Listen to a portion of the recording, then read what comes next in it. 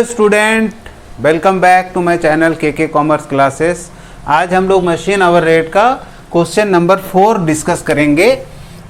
Last video में हम लोग क्वेश्चन नंबर 3 डिस्कस किए थे ना, तो लास्ट वीडियो में हम लोग क्या किए थे, वो वर्किंग नोट में हम सारा कैलकुलेशन करके अब सिर्फ हम यहाँ पर उसको पोस्ट कर दिए थे। जो फाइनल अमाउंट होता है पर आवर का वो हम लिखे थे। ठीक है, इस क्वेश्चन में हम क्या करेंगे, क्वेश्चन को ऐसा फॉर्मेट तो रखेंगे ही और 2 कॉलम करेंगे हम, जैसे कि फर्स्ट क्वेश्चन को बनाए थे। यहाँ लिखेंगे पर ईयर कितना खर्च होता है, ठीक है, और यहाँ पर फिक्स्ड एक्सपेंसेस रहेगा और वेरिएबल एक्सपेंसेस यहाँ लिखेंगे। और वर्किंग में सबसे पहले आप याद रखना, मशीन आवर रेट में सबसे पहले आप कैलकुलेशन करना हमेशा कोशिश करना। अगर क्वेश्चन में ये चीज़ दिया रहेगा तब तो बहुत बढ़िया बात है, अगर नहीं दिया हुआ रहेगा तो आप निकालेंगे machine worked in 1 year.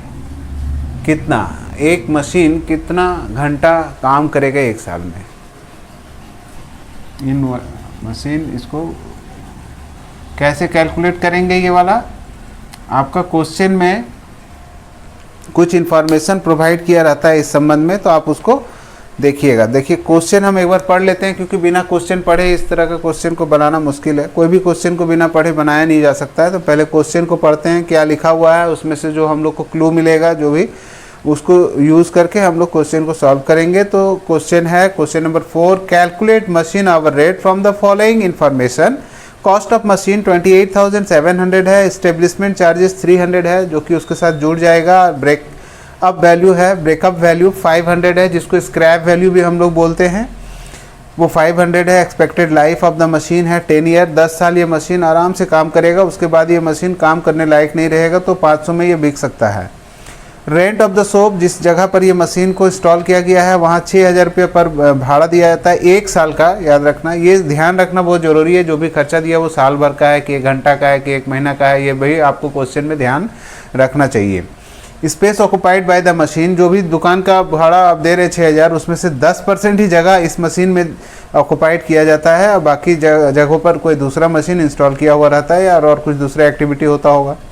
Annual insurance आपका 450 के बराबर दिया जाता है और रिपेयर एंड मेंटेनेंस 25% होता है, 2,000 का 25% होता है। ठीक है, 2,000 खर्च होता होगा इन लोग का टोटल, जिसमें से 25% हम लोग का रिपेयर मेंटेनेंस में इस मशीन के पीछे दिया जाता है। पावर जो हम लोग यूज़ करते हैं वो 800 पर एनम, 1 साल का 800 रुपया पावर कंजम्पशन है। 20% of the total production expenses, आपका टोटल प्रोडक्शन एक्सपेंसेस है 5,000, जिसका 20% प्रोडक्शन एक्सपेंसेस इस मशीन में यूज़ किया जाता है। Working day in a year, एक साल में कितना वर्किंग डे है, 250 डेज काम होता है। बाकी 365 दिन में बाकी दिन काम नहीं होता है, 250 दिन काम किया जाता है ऑफिस दुकान में। वर्किंग आवर पर डे, एक दिन का वर्किंग आवर है 8 घंटा। ठीक है, सुबह अगर आप 9 बजे आते हैं तो शाम को 4 बजे तक ऑफिस लगभग खुला रहता है। 8 घंटा के पीरियड में आपका मशीन ऑफिस खुला रहता है और काम होता है।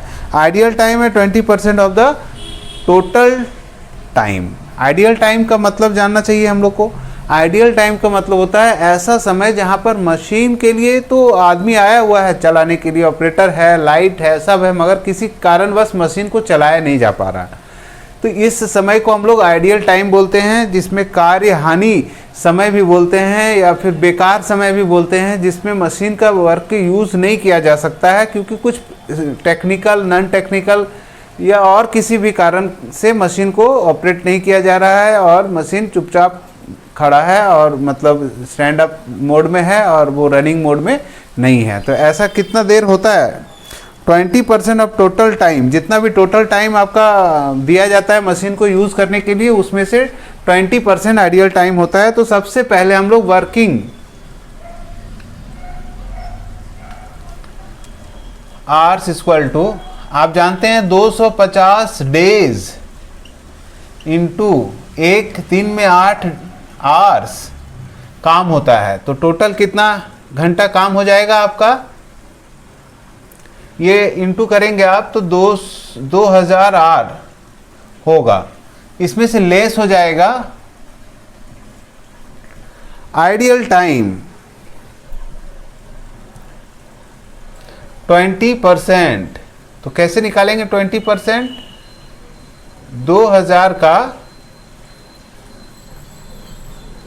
20/100 1 2 3 4 इक्वल टू 2 2 400 आवर्स माइनस कर लीजिए तो 1600 आवर्स आपका एक्चुअल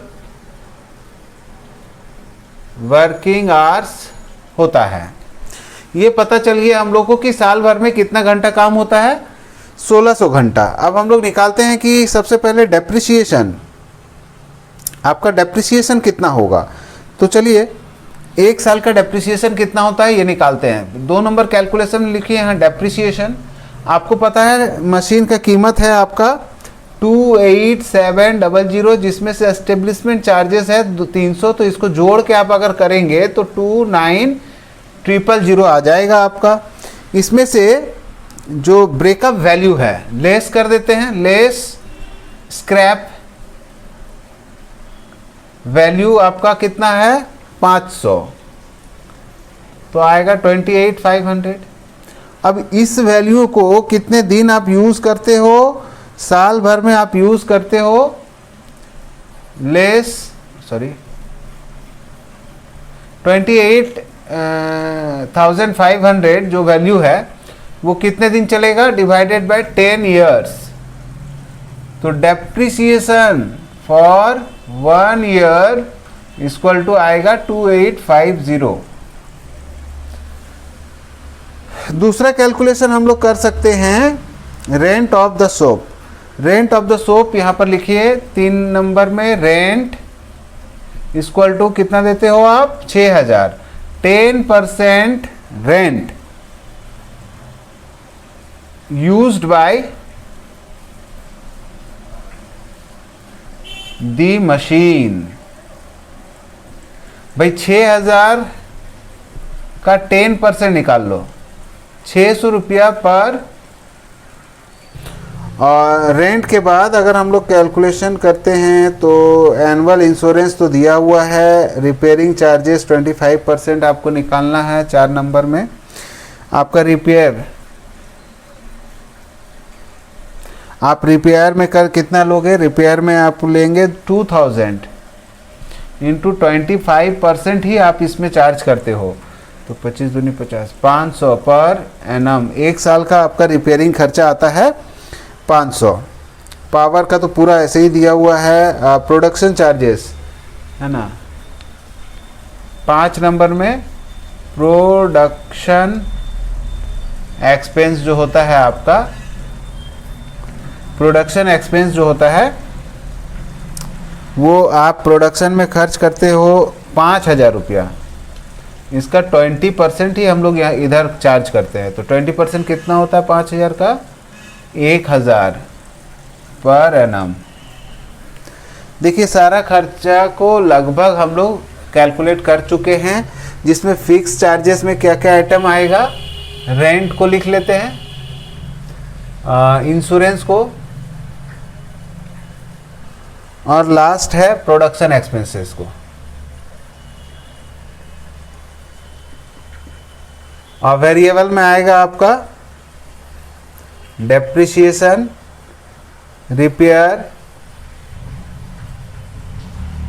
और एक पावर। अब देखो रेंट के बारे में आप यहाँ देखिए, रेंट कहीं लिखे हैं 6000 है ना, उसमें से 600 पर एनम खर्च होता है, तो रेंट में आप यहाँ लिखिए 600।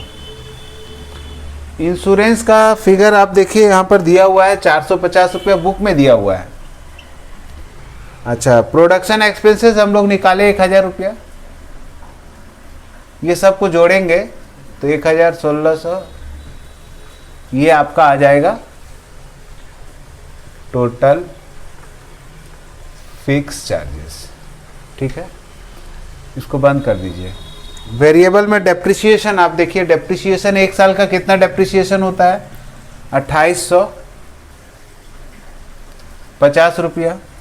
रिपेयर में कितना खर्च करते हैं हम लोग, रिपेयर में 500 रुपया।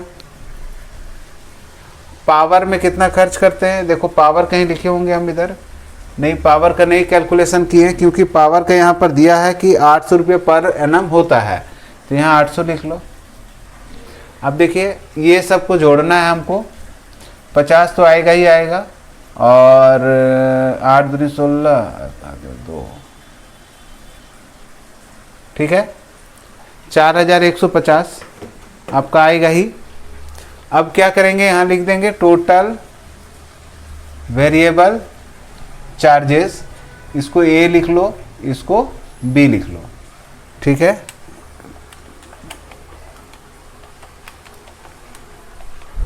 ठीक है, यहाँ पर इसको क्लोज कर देते हैं। यहाँ पर आवर के हिसाब से निकालना है, तो पर आवर निकालने के लिए क्या करेंगे, 2050 डिवाइडेड बाय वर्किंग आवर है, एक्चुअल वर्किंग आवर कितना है 1600 आवर्स।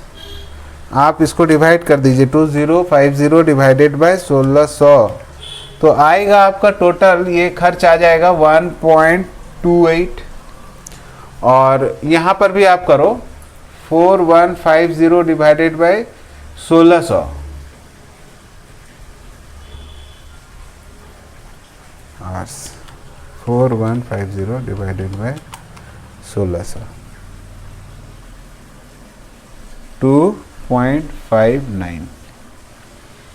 अब total machine hour rate equal to A plus B, क्या आएगा, प्लस कर लेते 1.25, तो लगभग आपका ये आ जाएगा 3.87 आंसर। देखिए ऐसे में क्या हुआ, थोड़ा सा ऐसे में हम क्या किए, ये 1600 आवर्स को एक बार यहाँ डिवाइड करना पड़ा, एक बार यहाँ डिवाइड करना पड़ा। अगर हम ये सारा एक्सपेंस को हम पर आवर के हिसाब से कैलकुलेट करते, तो यहाँ पर डेप्रिसिएशन को भी हम लोग को 1600 से डिवाइड करना पड़ता, रेंट को भी 1600 से भी, रिपेयर को भी 1600 से डिवाइड करना पड़ता, प्रोडक्शन को भी 1600, तो आपका कैलकुलेशन थोड़ा बढ़ जाता है। तो आप क्वेश्चन को पहले जज करो कि वहाँ पर इंफॉर्मेशन कैसा दिया हुआ है। अगर सारा खर्चा सालाना मतलब ईयरली एंड पर एनम के हिसाब से ज़्यादा दिया हुआ है, तो आप सब खर्चा को कन्वर्ट कर दीजिए एनम के हिसाब से, मतलब पर एनम के हिसाब से, सालाना का खर्चा के हिसाब से कन्वर्ट कर दीजिए।